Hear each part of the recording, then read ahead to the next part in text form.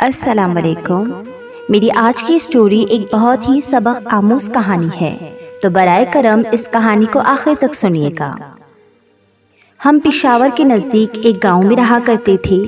والد صاحب کی بازار میں ایک چھوٹی سی دکان تھی اور وہ چپلی کباب بنا کر اپنے کنبے کا پیٹ پال رہے تھے۔ اس طرح غربت میں بھی 2 وقت کی روٹی میسر تھی اور ہم سکون کی زندگی گزار رہے تھے۔ ہم 3 بہنیں تھیں، میں سب سے چھوٹی تھی، لہٰذا اپنے بھائی شعیب کے ساتھ بکریوں کا ریوڑ چرانے جایا کرتی تھی۔ بڑا بھائی ایوب اسکول جاتا تھا، اسے پڑھائی سے دلچسپی تھی۔ ان دنوں میٹرک کا طالب علم تھا، مگر شعیب بھائی کو تعلیم سے دلچسپی نہ تھی۔ 5ویں تک اس نے میرے ساتھ پڑھا، پھر جب میں نے اسکول چھوڑا تو اس نے بھی چھوڑ دیا۔ میرا یہ بھائی لاپرواہ اور شروع سے ہی اپنی آرزوؤں کا غلام تھا۔ جب وہ بڑا ہوا تو زیادہ خود سر ہو گیا، نتائج کی پرواہ کیے بغیر وہ کام کر دیا کرتا۔ اس وجہ سے معمولی باتوں پہ اس کا محلے کے لڑکوں سے جھگڑا ہو جاتا۔ محلے دار والد صاحب کی عزت کرتے تھے، ان کے کہنے سننے پر درگزر کر جاتے اور شعیب کو معافی مل جاتی تھی۔ ہماری بکریوں کا ریوڑ خاصا بڑا تھا، اکثر میرا چھوٹا بھائی بکریاں چرایا کرتا تھا۔ ایک روز بھائی بکریاں چرانے گیا، اماں نے مجھے کچھ پہاڑی جڑی بوٹیاں لانے کو کہا تو میں ٹوکری لے کر اس کے ساتھ ہو لی۔ ہم جب گھاٹی کی چراگاہ کے پاس گئے تو وہاں بائی کو دوست مل گئے، وہ بھی اپنی بکریوں کے ریوڑ کے ساتھ تھے۔ یوں سب ساتھ اپنے اپنے ریوڑ لے کر بکریاں چرانے لگے۔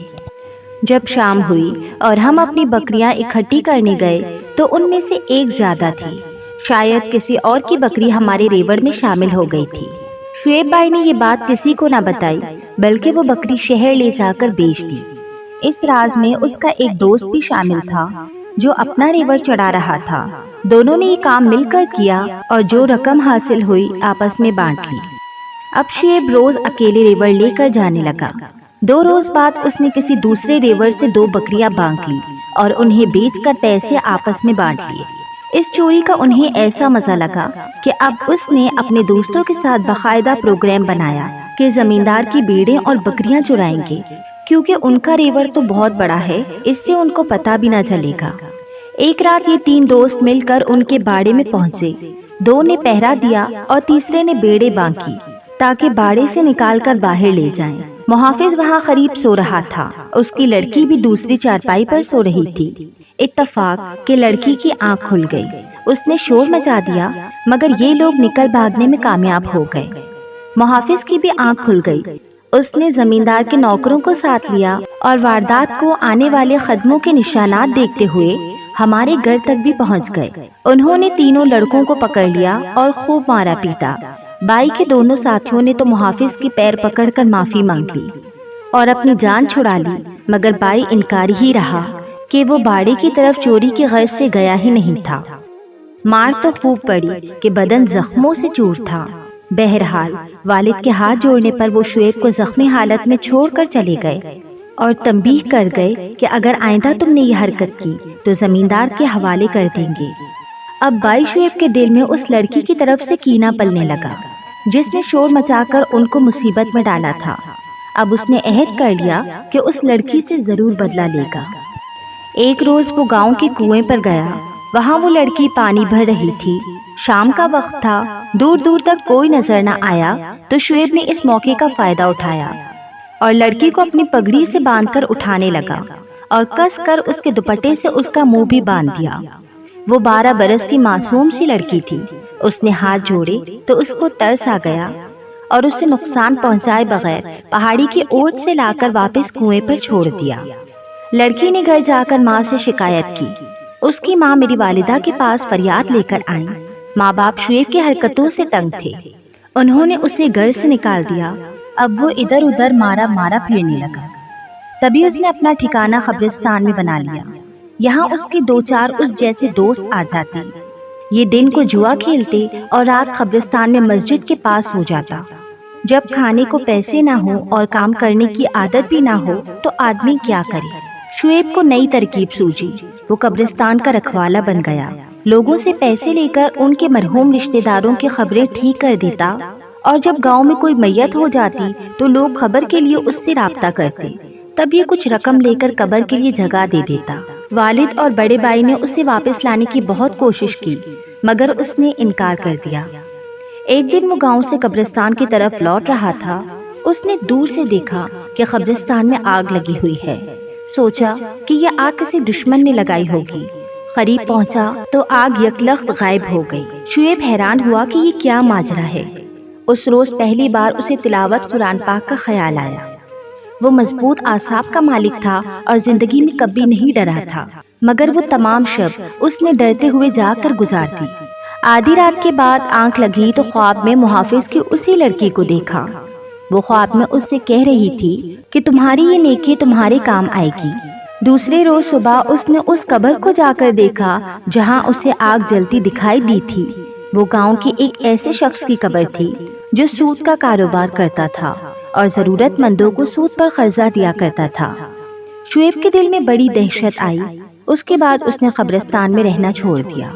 وہ گھر آ گیا اور اس واقعے کا ذکر والدہ سے کر کے کہا کہ اب مجھے گاؤں میں رہنے اور گھاٹیوں کی طرف جانے سے خوف آتا ہے۔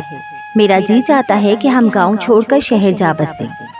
ایسا فوری طور پر ممکن نہ تھا، لیکن کچھ عرصے بعد ہی ایسے اسباب بن گئے کہ بڑے بھائی نے ایف اے کر لیا تو اسے والد کے دوست کے توسط سے ایک مل میں ملازمت مل گئی۔ ایوب بھائی کو وہاں رہنے کو کوارٹر بھی مل گیا تو بھائی نے مجبور کیا کہ ہم سب وہاں ہی رہائش پذیر ہو جاتے جہاں یہ شوگر مل واقع تھی۔ والد صاحب بھی غربت کے دیو سے لڑتے لڑتے تھک چکے تھے۔ گاؤں کے ڈھابے پر چپلی کباب کی فروخت سے اتنی آمدنی نہیں ہو رہی تھی کہ کچھ رقم پس انداز کر سکتے، اور ایوب بھائی کو بھی اکیلے اتنی دور بیچنا نہ چاہتے تھے۔ جب کوارٹر ملنے کی خوشخبری سنی تو نقل مکانی پر آمادہ ہو گئے۔ غربت کی زندگی واقعی بہت بڑا عذاب ہوتی ہے۔ ہم مدتوں یہ عذاب برداشت کرتے رہے تھے۔ میں، امی اور بہنیں روکھی سوکھی کھاتے اور اچھے دنوں کی امید میں جی رہے تھے۔ بڑے بھائی کی تو نوکری لگ گئی مگر چھوٹا آوارہ گرد ہو چکا تھا۔ تبھی والد نے سوچا کہ شاید گاؤں چھوڑ دینے سے یہ اپنے جواری اور نکمے دوستوں سے دور ہو جائے تو شاید سدھر جائے گا اور وہاں مل میں ہی کسی کام میں لگ جائے گا تو اس کی زندگی کو بھی سیدھا راستہ مل جائے گا۔ مگر کہتے ہیں نا کہ چاہے انسان شہر بدل لے یا گاؤں، آوارہ مزاج لوگوں کو ہر جگہ دوست بھی اپنے جیسے ہی مل جاتے ہیں۔ یہاں بھی جو صحبت شعیب کو میسر آئی وہ غنڈوں اور چور جواریوں کی ہی تھی۔ ان کے ساتھ رہ کر وہ نشہ بھی کرنے لگا۔ اس کے ساتھ فلمیں دیکھنا سونے پہ سہاگا ہوا۔ ان غلط قسم کے مشاغل کے لیے جب جیب میں پھوٹی کوڑی نہ ہوتی تو اپنے نئے دوستوں کے ساتھ جو چوریاں کرتے تھے ان کی حرکتوں میں شامل ہو گیا اور چھوٹی موٹی چوریاں کرنے لگا۔ جو رقم ہاتھ آتی وہ نشے، جوئے یا سینما میں اڑا دیتے۔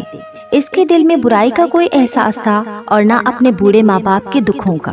اس کے نزدیک زندگی کا کوئی مقصد نہ تھا، اگر تھا تو بس چھین جھپٹ کر کھانا اور نشے میں ڈوب جانا۔ ماں روتی، بڑا بھائی سمجھاتا تو بڑبڑاتا ہوا گھر سے نکل جاتا، پھر ہفتوں گم رہتا، یہاں تک کہ گھر والے اس کی شکل دیکھنے کو ترس جاتے تھے۔ والد وفات پا گئے تو ایوب بھائی اکیلے ہی غربت کے محاذ پر لڑنے کے لیے رہ گئے۔ وہ ان دنوں گنے کے مل میں کام کر رہے تھے۔ شعیب کبھی کبھی وہاں بھی بڑے بھائی سے پیسے مانگنے چلا جاتا تھا۔ ایک روز وہ ایوب بھائی کے پاس گیا، وہ کام میں مصروف تھے۔ شعیب سے کہا کہ تم کچھ دیر مل میں بیٹھ کر میرا انتظار کرو۔ شعیب جہاں بھائی کے انتظار میں بیٹھا ہوا تھا، سامنے گودام تھا۔ اسے کچھ ایسی اشیاء نظر آئیں جن کو فروخت کر کے خاصی رقم حاصل ہو سکتی تھی۔ اس کے دل میں لالچ آیا کہ کیوں نہ ہاتھ کی صفائی دکھائی جائے، مگر اس وقت وہ اپنے ارادے کو عملی جامہ نہ پہنا سکا۔ اس نے واپس آ کر دوستوں سے ذکر کیا اور انہوں نے مل کے گودام میں چوری کرنے کا منصوبہ بنا لیا۔ 2 روز بعد جب چھٹی کی وجہ سے مل بند تھی، پوری منصوبہ بندی سے انہوں نے مل میں ڈاکہ ڈالا، مگر چوکیدار کی ہوشیاری سے پکڑے گئے۔ فوراً وہاں موجود دیگر محافظوں نے پولیس کو اطلاع کر دی۔ یہ تینوں دوست حوالات لے جائے گئے۔ چوری کا سامان انہوں نے دیوار سے ادھر پھینک دیا تھا جہاں ان کے 2 اور ساتھی موجود تھے۔ انہوں نے وہ سامان لے جا کر کہیں چھپا دیا۔ اب پولیس بھائی اور اس کے ساتھ پکڑے جانے والے ساتھیوں پر تشدد کر رہی تھی کہ کسی طرح یہ سامان کا اتا پتہ بتا دے، لیکن سزا پر بچنے کی خاطر یہ چوری قبول نہیں کر رہے تھے۔ تبھی شعیب کے 2 ساتھیوں کو علیحدہ لے جایا گیا اور پولیس نے اکیلے میرے بھائی سے پوچھ گچھ شروع کر دی۔ بائی بہت سخت جان انسان تھے، سارا ظلم اور مار پیٹ برداشت کر لی مگر اقرار نہ کیا۔ تبھی پولیس اہلکار ایوب بائی کے ساتھ میری والدہ اور ہم لڑکیوں کو تھانے لے آئے۔ میرا بڑا بھائی تو بیچارہ بے گناہ تھا اور شعیب تھا کہ سامان کے بارے میں بتانے سے گریزاں تھا۔ تب سب انسپیکٹر نے بائی کو ڈرایا کہ اگر تم نے اپنے دیگر ساتھیوں اور سامان کے بارے میں ہم کو نہ بتایا تو ہم تمہارے گھر کے خواتین کو اذیت دیں گے۔ شعیب پھر بھی نہ بولا تو انسپیکٹر نے سپاہیوں کو حکم دیا کہ اس کی ماں بہنوں کو اس کے سامنے بے لباس کر دو، جبکہ ہم برقع اوڑے ہوئے تھی۔ جب سپاہیوں نے ہمارے برقعوں کی جانب ہاتھ بڑھائے اور نقاب الٹ دیے تو شعیب کا چہرہ زرد ہو گیا اور وہ تھر تھر کانپنے لگا۔ پولیس والے ہمارے ساتھ سختی سے پیش آنے لگے تو بائی سے برداشت نہ ہوا اور بولا، ان کو چھوڑ دو، میری ماں بہنوں کے سر سے اگر دوپٹہ بھی سرک گیا تو میں تمہارا خون کر دوں گا۔